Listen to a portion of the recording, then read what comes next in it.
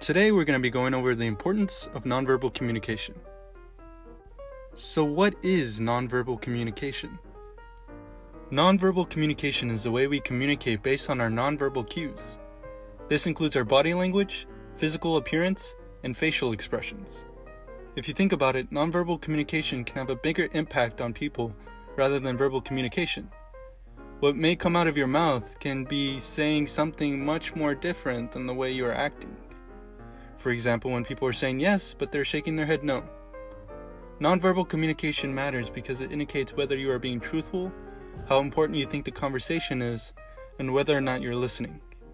Overall, nonverbal communication is important in today's society. So what makes up nonverbal communication? When we look into the importance of nonverbal communication, we have to dive into what makes up nonverbal communication. Haptic communication is an important piece that people tend to overlook due to how second nature it is for us. For starters, haptic is the study of touch. This can range from simple actions such as a handshake or a hug. At the same time, there are various intricacies involved in such actions, such as how people interpret said actions. There is a deep dynamic when it comes to touch and how it affects us. Perhaps someone is giving you a hug and it can mean several different things depending on the situation. They could be congratulating you on an achievement or providing comfort during a difficult time. When we use touch as a medium for communicating, ethics are an also important part of it. We don't run up to random strangers and hug them out of nowhere. There are important considerations when it comes to ethics, such as how certain cultures and people feel about certain actions. Over time, we have been diving deeper into the psychology of touch. In April of 2014, there was an article written by Adam Brazel and James Gibbs in the Journal of Consumer Psychology regarding tablets and touchscreens and how they can cause ownership and attachment. He said that, and I quote, "Results highlight that perceptions of online products and marketing activities are filtered through the lens of the interfaces used to explore them, and touch-based devices like tablets can lead to higher product valuations when compared to traditional computers." From this, we can see that technology is having a major impact on how we use haptic communication in a virtual space. Speaking of virtual space, there was a study done in regards to using virtual environments for learning biopsy procedures. Mind Chalali, Cedric Dumas, and Isabel Milliville panel wrote an article on this study that 16 volunteer medical students participated in and concluded that there were a massive benefit to using VR technology for teaching. To quote their article, they wrote that the results show that to transfer the skills, the combination of haptic communication with verbal and visual communications improved the novice's performance compared to conventional teaching methods. Another important aspect of nonverbal communication is our physical appearance. The way we choose to dress ourselves reveals a lot about who we are as a person. So that means the appearance of others influence how we see them, communicate with them, and so on. Our individual styles and the way we carry ourselves gives off a lot of information. However, physical appearance goes beyond the way we dress ourselves. For example, for a staff working in a restaurant, physical appearance means the attire required to be worn, the state of the required attire, how their hair is fixed up, and how they choose to accessorize. When working in the restaurant industry, your appearance is very important. The attractive physical appearance of employees is considered positive for restaurant performance. Hurley Hansen, Gianantonio, 2006. Which isn't shocking considering customers spend most of their time either communicating with staff or just being able to see them. No one would want a server who looks dirty in general.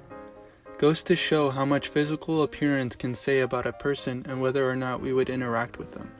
One major element of physical appearance is physical attractiveness, which is one's perception of beauty. Studies have shown that people who are considered more physically attractive are more persuasive people. Chaikin, 1979. They are also successful when it comes to changing the attitudes of others. Colin and Homer, 1985.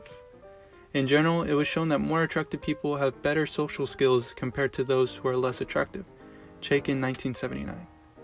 Not only does your physical appearance say a lot about you, but it also can have an effect on our daily lives and who interacts with us. Frowning, smiling, blushing, disgust, and glaring are some of the most common ways humans use facial expressions to convey emotion or describe how they feel in a subtle, nonverbal manner. For many generations, humans have relied on faces to send messages and interpret situations. One of the most notable examples come from silent films. Before sound was able to come into films, actors had to rely heavily on their facial expressions to make the film entertaining, provide continuity, and tell a story to their audience. While title cards did help the plot along, they were not as entertaining as the exaggerated facial expressions made by the actor. During the early 1900s, Lev Kuleshov created what is now known as the Kuleshov effect. This involves placing two shots next to each other. One would be of a person's face, while the following could be a bowl of soup. This in turn helps audience interpret that the person is hungry. Showing became more effective than telling, and the face was used to complete this effect. Due to a heavy reliance on facial expressions, a study conducted at the Uppsala University in Sweden found that facial expressions are essentially contagious. I quote, "When people are exposed to pictures of emotional facial expressions, they spontaneously and rapidly react with distinct facial electromyographic reactions in muscles relevant for positive and negative emotional displays." Denberg, 2000. Meaning that even though the reaction is small, a smile or frown is definitely present should the situation call for a reaction dependent on facial expressions. Facial expressions still reign within people's lives. In today's world, people rely heavily on the use of emoticons or emojis when it comes to texting, sending photos, and emailing. According to the Merriam-Webster dictionary, an emoji is any various small images, symbols, or icons used in text fields in electronic communication to express the emotional attitude of the writer, convey information succinctly, and communicate a message playfully without words. Most people depend on emojis whenever they cannot communicate face-to-face in order to not sound cold and harsh whenever they text.